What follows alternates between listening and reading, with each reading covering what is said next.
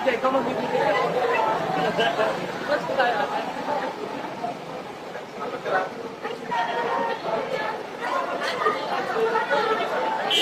Dapat last year pa ito. So, nararamdaman namin online, nakikita namin yung mga excitement ng mga fans sa Dubai. So, talagang very excited kami. And syempre, ayun nga po, parang matagal na, medyo natenga kami. So, ngayon ibabalik namin yung show. So, talagang parang first time ulit yung feeling. Parang kita naman talaga yung excitement sa inyo. No? Aga-aga nandito na kayo. But one last question, how does it feel? Because you know, you guys have been there already. Like, ang tagal na yung tinrabaho. And then now you guys are doing world tour. Ano lang pakiramdam sa inyo? Parang is this a real moment for all of you? Go ahead. Well, sa totoo lang po, ako personally po, I love traveling.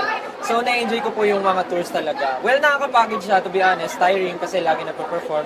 Pero kasi yung pinaghandaan namin dito before going abroad for the performance, nawawala yung pagod namin when we see our fans enjoying, na we feel nila yung home. Kasi I'm sure yung iba nating OFW na mga kababayan, gustong-gusto na nila umuwi dito, but wala silang time or kailangan nilang mag-work hard para makauwi dito. But for kagaya as na artist na nagdadala ng show doon, parang nafe-feel nila yung home and nami-miss nila yung ganitong klaseng celebration.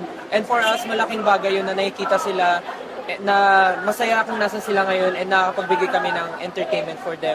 So yung ganitong klaseng tour hindi lang siya fulfilling for us but also parang milestone din siya sa amin for our team din, for our group. Kasi bibihira lang yung kagaya namin na nabibigyan ng ganitong opportunity. So ginagrab namin and ginagawa namin yung best namin. Hindi lang sa mga fans, pati rin sa mga kababayan na sumusuporta sa amin. That's what we like about the SB. I think you guys are very humble and very grateful. But Yes, one thank last you po. na lang, I think maybe invite your fans in Dubai dahil makikita nyo na sila. Go ahead.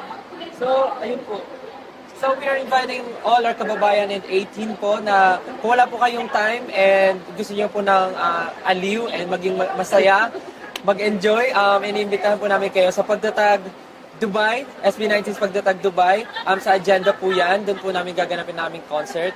And if you have time and kasama niyo pang family, friends, kung sino man, jowa, pwede niyo pong isama manood ng concert namin. Siguro din po namin worth it po ang gagastos niyo para sa show namin. And yes, see you there and please share the good news and love. Thank you so Thank much. you so much.